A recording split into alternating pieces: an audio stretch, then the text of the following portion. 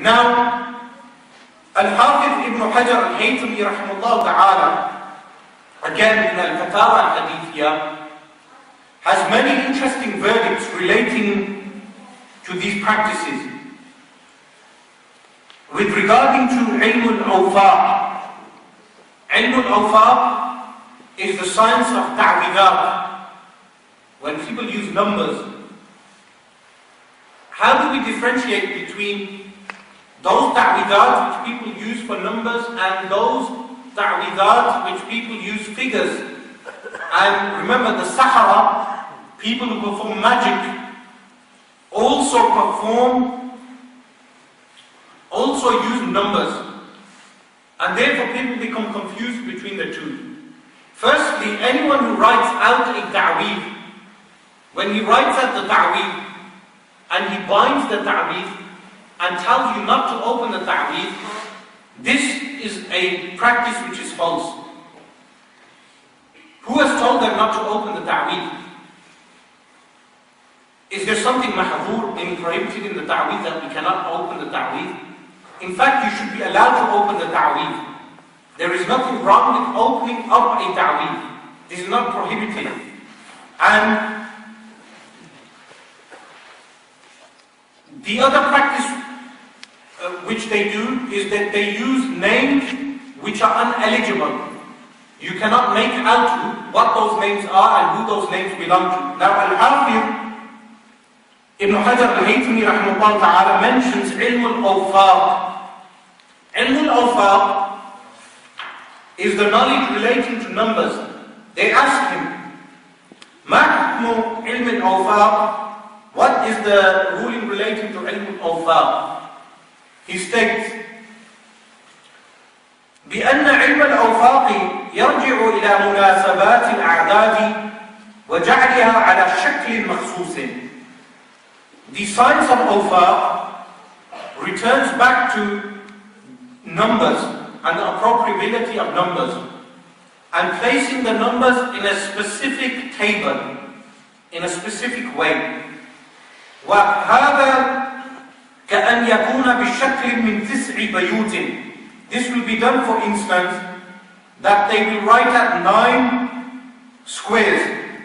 مبلغ العدد من كل جهة 15. The sum of each number from each direction would be 15. This is an example.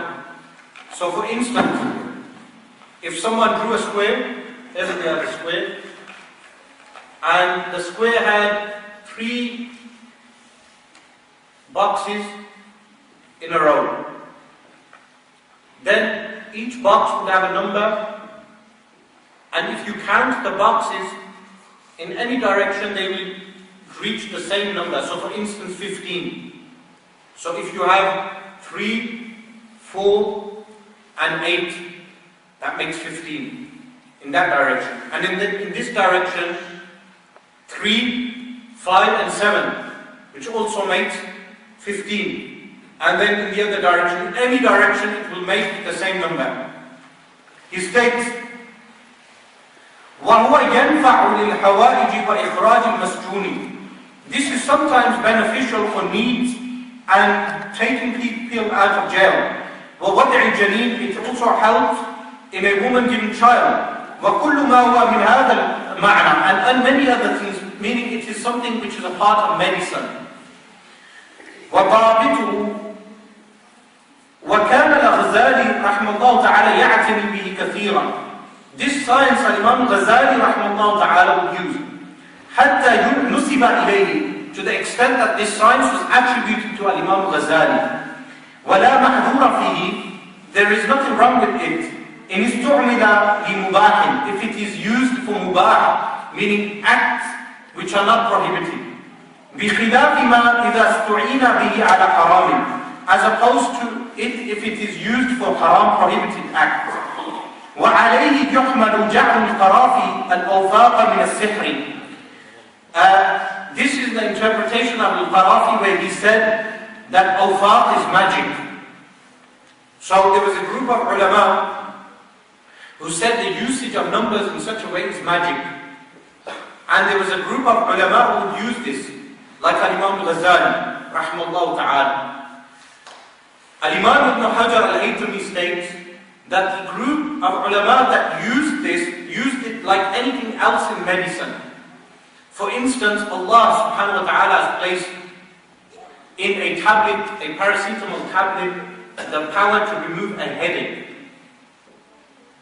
If someone uses this with the belief that Allah subhanahu wa ta'ala has placed that in the tablet, then it is fine. In the same way, ilmul awfaaq, which is used in this manner, is permissible.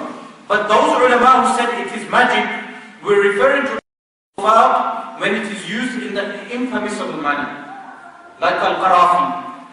Now, further down, and remember those questions which are vague will be clarified. He mentions, again he is asked, مَا حُكْمُ عِلْمِ الْأَوْفَاقِ? What is the ruling of ilm al-awfaaq? He states, عِلْمُ الْأَوْفَاقِ لَا مَحْذُورَ فِيهِ إِنْ اسْتُعْمِلَ لِمُبَاحٍ. The science of awfaaq is number conjugation used in medicine. There is nothing wrong with it if it is used for mubah, meaning practices which are not haram. فَقَدْ نُقِلَ عَنِ الْغَزَالِ وَغَيْرِهِ الْإِعْتِنَاءُ بِهِ. It has been copied from Imam Ghazali that he would use this science. وَكَذَلِكَ حُكِيَ لِي عَنْ شَيْخِنَا شَيْخِ الْإِسْلَامِ زَكَرِيَّا الْأَنصَارِ. It has also been related to us regarding our teacher Zakaria al-Ansari rahimahullah ta'ala. أَنَّهُ كَانَ يُحْسِنُ وَأَنَّ لَهُ فِيهِ مُؤَلَّفًا نَفِيسًا. That he would practice this and he wrote a whole book on the subject. أما إذا استعين به على حرام فإنه يكون حراما. If it is used for haram, for prohibited acts, then it becomes haram, prohibited also. Now, further down, he mentions ilm al-awfaaq again. Now all of you know the science, which particular science I'm referring to. The ta'weed which you receive, which has boxes and numbers in there. He mentions, he is asked, مَا حُكْمُ كَتْبِ الْعَزَائِمِ وَتَعْلِيقِهَا. What is the ruling on writing azaim? Azaim is referring to the ilm al-awfaaq, making boxes with numbers in there, which have a curing property. And wearing them. He states, يَجُوزُ كَتْبُ الْعَزَائِمِ الَّتِي لَيْسَ فِيهَا شَيْءٌ مِنَ الْأَسْمَاءِ الَّتِي لَا يُعْرَفُ مَعْنَاهَا. It is permissible if the thing which is written, there is nothing in there which does not have something which is uneligible. So this now makes the matter even more clear. That if you receive a ta'weed which contains a name you cannot even read, and some of these false peas will even write the ta'weed in such a way you cannot read it, then you should not take such a ta'weed. If it has names which you cannot distinguish, you should not take such a ta'weed. And he states, وَكَذَلِكَ يَجُوزُ تَعْلِيقُهَا عَلَى الْآدَمِيِّينَ وَالدَّوَّابِ. It is permissible to place this upon human beings if it has numbers which are eligible and names of Allah subhanahu wa ta'ala which are eligible, which are very clear. And remember, if someone goes into the toilet with a ta'weed, he must fold it and place it in a leather case.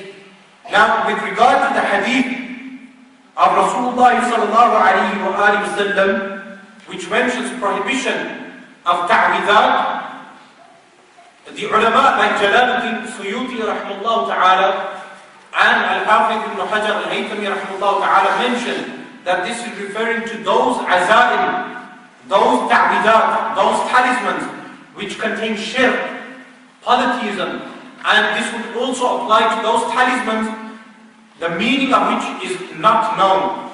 Now,